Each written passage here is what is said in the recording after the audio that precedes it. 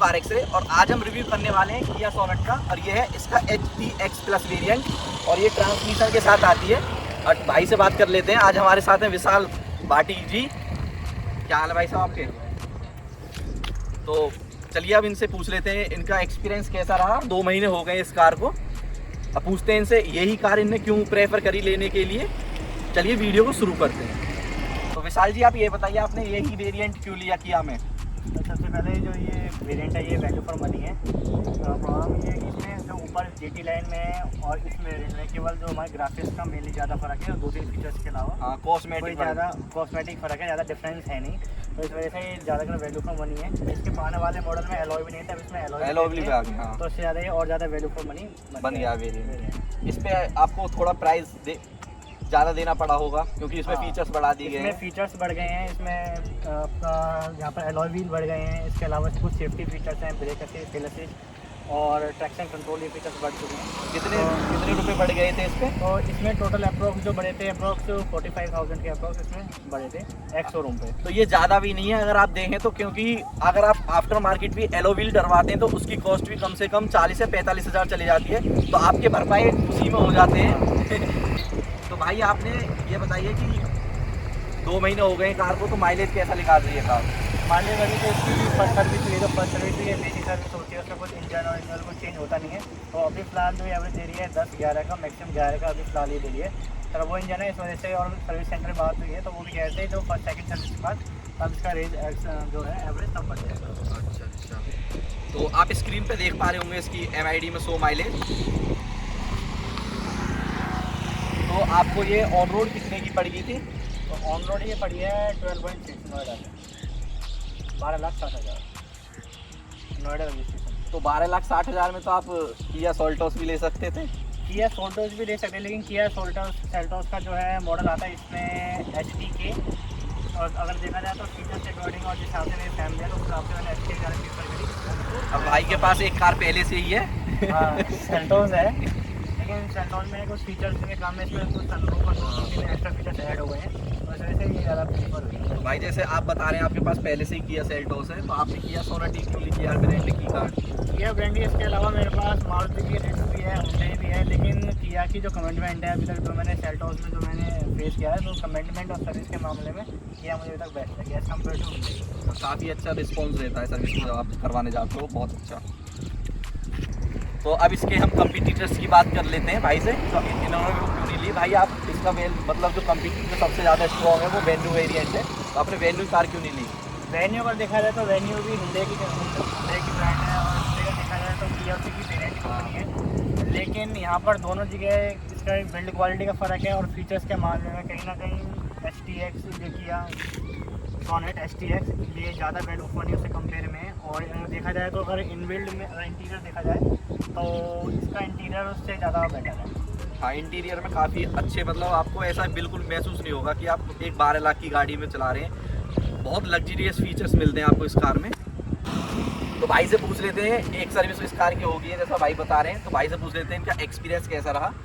तो भाई आपका एक्सपीरियंस कैसा रहा सर्विस सेंटर पे? एक्सपीरियंस का काफ़ी अच्छा था। First service pick and drop की फैसिलिटी मिलती है किया से। और उसके अलावा अगर सर्विस देखा जाए तो सर्विस वो एक तरह से हिडन सर्विस फ्री है, इनके सामने सर्विस करते हैं तो ऐसी कोई प्रॉब्लम नहीं है। तो मैंने सर्विस कराई थी नोएडा ब्लैक मोटर्स पे कराई थी और काफ़ी अच्छा एक्सपीरियंस रहा है वहाँ। अच्छा तो भाई आपने इसमें कुछ सर्विस सेंटर से, जैसा मैं देख पा रहा हूँ, कुछ एक्सेसरीज भी लगवाई थी?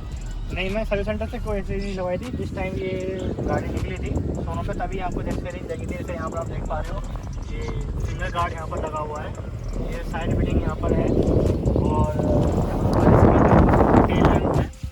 टेल लैंप पे यह क्रोम है और यहाँ पर एक ये जो क्रोम है यहाँ पर ये एक्सेसरीज लगवाई गई हैं। और इसमें आपको 2 पार्किंग सेंसर्स मिलते हैं जैसा आप देख पा रहे होंगे। स्पेस के मामले में आपको ये कार कैसी लगी?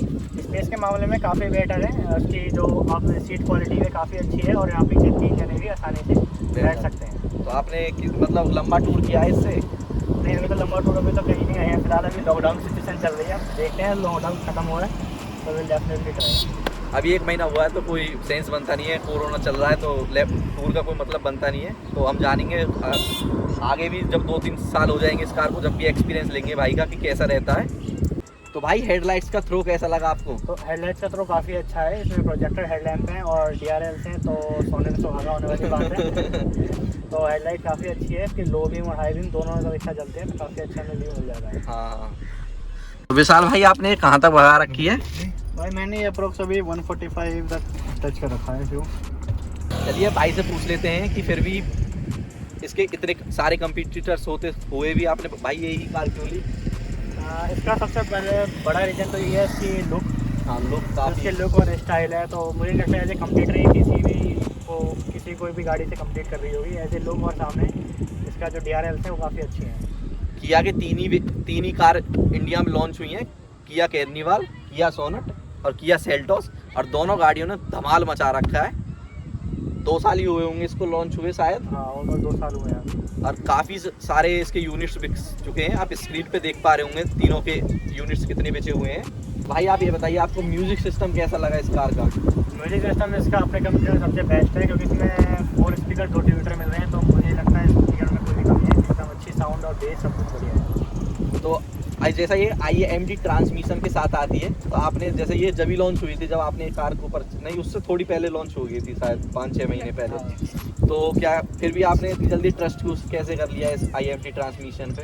IMT ट्रांसमिशन पे ट्रस्ट इसलिए कर लिया क्योंकि इससे पहले जो है हुंडई भी IMT वेरिएंट पहले से निकाल चुकी है ऑलरेडी। अच्छा। और किया इसी की पेरेंट कंपनी है, तो इतना हमें पता है क्योंकि IMT है इस वक्त, और इसकी जो कंपनी ने गारंटी दी है इसकी 5 साल की वारंटी दी है। और उसके अलावा कंपनी का क्लेम है कि कंपनी ने 7 लाख किलोमीटर चला के टेस्ट करी है, तो इस वजह से IMT इसमें कोई प्रॉब्लम नहीं है। हाँ, अभी तक कोई भी ऐसा केस सुनने को नहीं मिला है जिसमें IAMT ट्रांसमिशन के साथ कोई भी दिक्कत आ रही हो किसी भी कार ओनर को।